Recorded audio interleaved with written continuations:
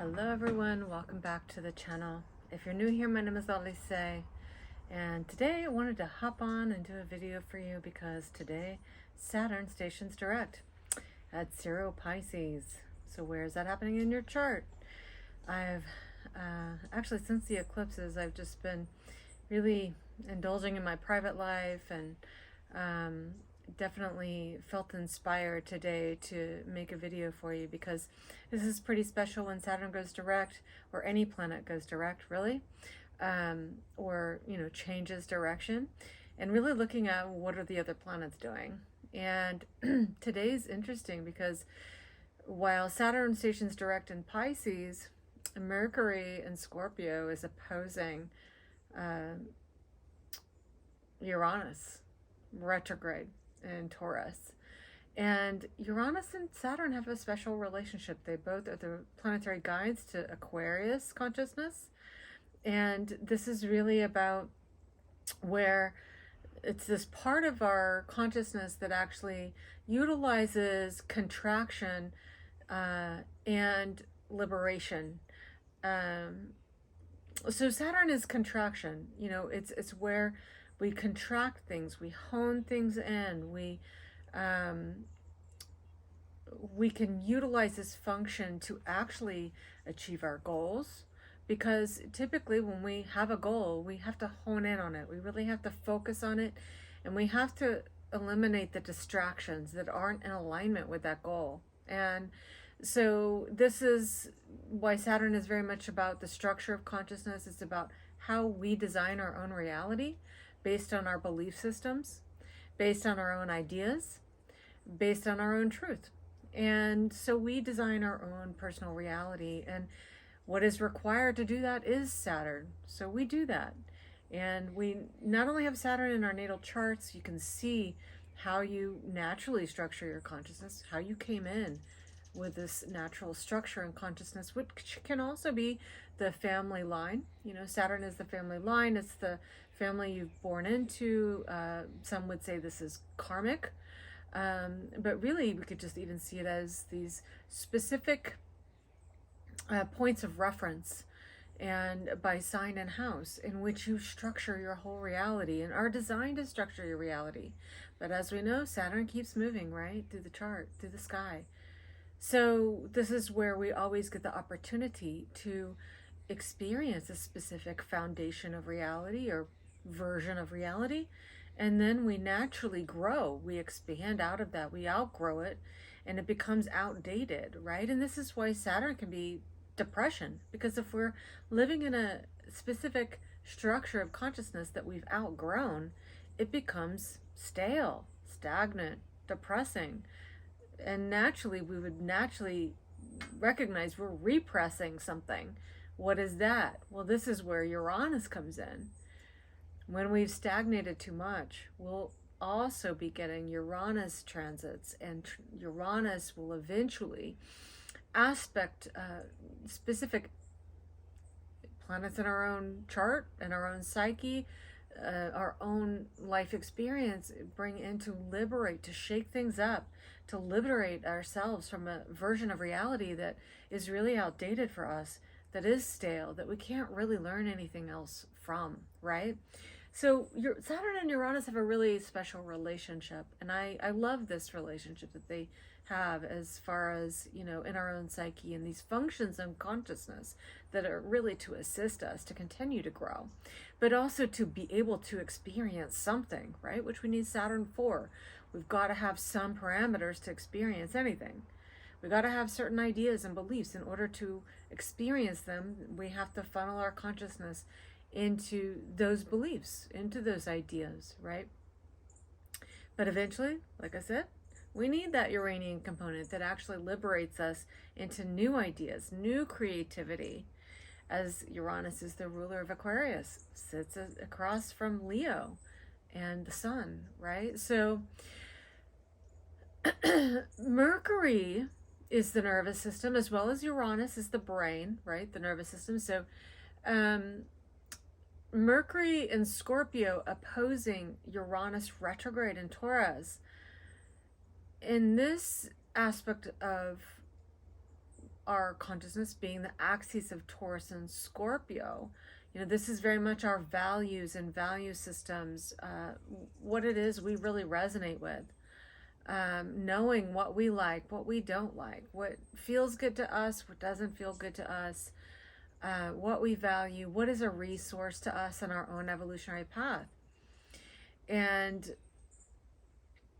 it can definitely be automatic pilot, what we've kind of identified with in some way or another that has resourced us, but also could also be representative of the unconscious, just instinctual actions that we're not really actually paying attention to, that may not be bringing us the results that we really desire. And so there's Scorpio. So with Mercury and Scorpio opposing Uranus retrograde while Saturn goes direct in Pisces, I think that this really is a great time to be looking at our ideas and maybe our attachments to specific ideas, ways of perceiving things, ways of relating, ways that we relate to ourselves in our own evolution, our own evolutionary path, and how we may have inherited or osmosed things from the collective unconscious or consciousness, beliefs that we really don't identify with, ideas that we don't identify with anymore, and that aren't resourcing us, that aren't really supporting the structure of reality or version of reality that we really resonate with.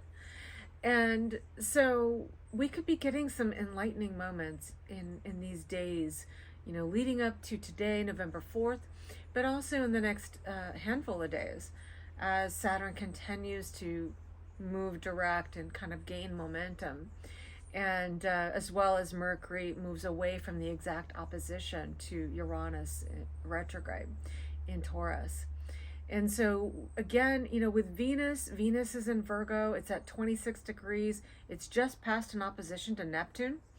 And so that is part of the process of really dissolving things that aren't valuable for us anymore. Maybe they were valuable at one time. Maybe they were just part of the collective unconscious or the collective story, but they're not really our story. It's not really our story. It doesn't really resource us, or maybe it's done resourcing us and there's something else, some other story, some way that we could actually practice some discernment with the beliefs and ideas that we typically osmose just from what we see around us, from media. Any kind of media. Could be movies, could be shows, could be podcasts, could be the internet, online communities, anything. Could even be music, right? Any kind of creative expression that maybe we're recognizing, this kind of doesn't resonate for me anymore, or kind of getting this aha moment where, wow, this really influenced me, and actually I don't choose to let this influence me anymore, or I don't really resonate with these influencers or this influence in life that I've been exposed to through the media or through some collective story that's been playing out for a long time, maybe our whole lives, right? And so this could very much have to do with how we relate to our own path, but also how we relate to anything and everything. So especially relationships, because Venus is the ruler of the South Node in Libra. So Venus just opposing Neptune, and then approaching an exact trine to Pluto in Capricorn. So this is about taking our power back by recognizing what ideas we really relate to, what ideas support our own love nature, that support loving ourselves, that support our personal evolutionary path, which may be different than other people, which is okay. We're here to bring something unique. We're not here to be the same.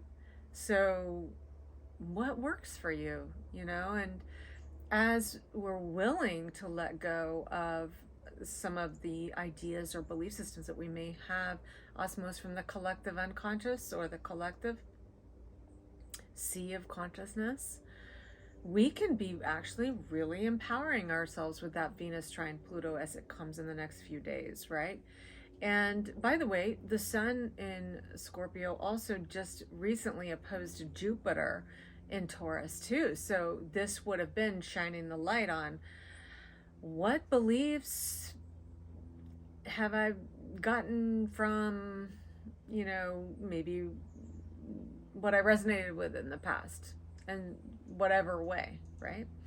And picked up from the past that I resonated with one time, don't resonate with now. It doesn't really support me, and I'm seeing that, and maybe my relationships even reflect that, and I realize that my relationships are not resonant anymore. Like we could find that we're not really on the same growth pattern that other people are in our life, or that we've had in our life. So we're not really relating anymore. And so this could have been looking at those beliefs and going, yeah, this isn't related. I don't relate to this idea or belief. So what beliefs do resource me to actually gain momentum on my evolutionary path, on my evolutionary journey? Mars is in Scorpio, and Mars is going to approach the opposition to Uranus retrograde as well here really soon. So there's another piece where, okay, what ideas do I want to act on? Mars. So with the Mercury opposing Uranus retrograde, this could assist us in getting some insights, aha moments, sudden experiences, or even memories or ideas that we realize can actually be just the information that could fuel us on the next step in our own journey. But likely this is going to ask us to then notice what we're instinctually acting upon, Mars and Scorpio, and looking at, okay, then as Mars opposes Uranus and Taurus,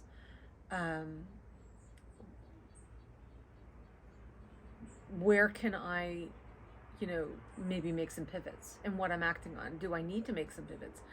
Or do I have things going on in my life where it's really resonant, what I'm acting on is resonant, or I can find I'm pivoting more quickly, which is great, so that I'm more empowered presently in what is really true for me, I am really passionate about, what really makes me feel alive and creative and excited about my life.